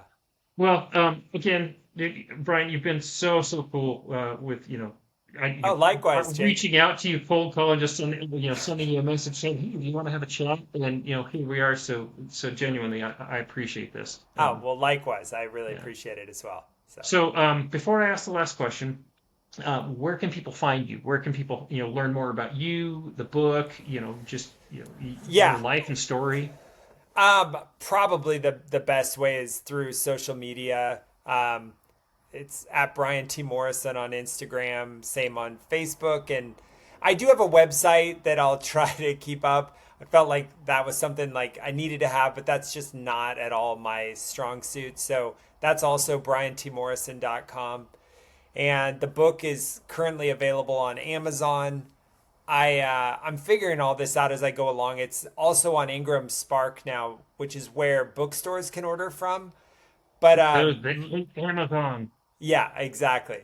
And so I want to be in bookstores, but as a self-published author, all of that falls on me It's to, hard. yeah. So that's a work in progress. I'd love to see my book in a bookstore would be incredible. So Nice. and then yeah, I'm hoping some of the local, well, Fleet Feet Vacaville, actually, Carol Gilpin just ordered 12 copies from me yesterday to have in her Fleet Feet store. Nice. So maybe that's a more viable route is to be in like not bookstores, but in running store In the type. running store. Hmm. Well, I'm tight with all the running stores here. Idaho Running Company, Bandana, and actually the owners of the Fleet Feet branches here. They're a younger couple, super cool. My wife and I have got friendly with them and support their races. Actually, had them on the pod as well. So if Cool. you want, let's connect offline, and I'll help you get your book in the stores here. And if you ever want to come over and do kind of a fun little run and even a book signing, I would love to help you get that set up because I Cool. really think you'd have a great outpouring from the running community here, around the Boise area. just a lot of really, really great people, a lot of actually amazingly talented runners that are out Oh kicking yeah. some ass on a big stage too. But would love to get you out this way as well. Yeah, cool. All right, Love man. to. We have gone way longer than I intended. So again, That's super okay. generous, and I'm going to ask you the final question now, which is, what does legacy mean to you, and what's the legacy that you want to be remembered for? Oh boy. Um, Jeez. I feel like I'm speechless for the first time today. Legacy means to me, yeah, I might have an easier time saying what I want my legacy to be. I want people um, to think about me and think about me as a humble, I really, my mom gets like a hardworking, humble, just really nice, authentic, caring individual. It's certainly what I try to be. I'd love to be remembered as and thought of as slightly humorous. I try to be, I try to be funny. Um, but yeah, it's just that I guess legacy is just that overarching impression of, I think of a band like Pearl Jam. I mean, their legacy is they're one of the greatest rock bands of all time, and that certainly comes with a lot of hard work and toil and bumps and scrapes along the way. But at the end of the day, like you've got a life that you're really proud of, and I guess that's ultimately it. Is I feel very proud of the life that I've currently lived and continue to strive for, and yeah, I don't know. That felt really rambly, but I really, at the end of the day, I hope that people just think, boy, Brian is he's just a very honest, genuine, humble, easy to talk to individual. Yeah, and I could totally support that because obviously that's been my experience in the short time that we've been connected and communicating is you just seem very salt of the earth, genuine, and a smile on your face with everything that we're talking about. You seem to be a very dedicated and loving father, and husband and partner, and I think all these things just tie into you just seem truly authentic and genuine. And I think in this day and age, that alone is such such an amazing thing. So yeah, I don't think there's a right or wrong answer for it. It's a tough question. That's why I think Yeah. it's always interesting to hit people with it and see how they answer because it's tough. Because I don't know about you, but the first thing I think is, well, by comparison, I have no legacy. Look Yeah. at all Yeah. these Yeah. people that have done all these great things, Totally. but we're all amazing and unique people, and we all are here and want to be remembered fondly for the time that we're here and the people that we interact with and care about and love and everything that you just said. I truly believe, and I am appreciative of having this time to share it with you. So thank you. Yeah. Thanks, Jake. This has been awesome. All right, brother. Well, we'll definitely stay in contact, and anything I can do to help. If you want to come this way, we can reconnect, and I'd love to help you get your book in the stores around here. But thank you so much for sharing your time, and we'll get this thing put together, bring it and get it out in the world to inspire some more people. Awesome. Thank you so much. All right, man. Take it easy and have a great weekend. All right. You too. All right, talk to you later. Bye.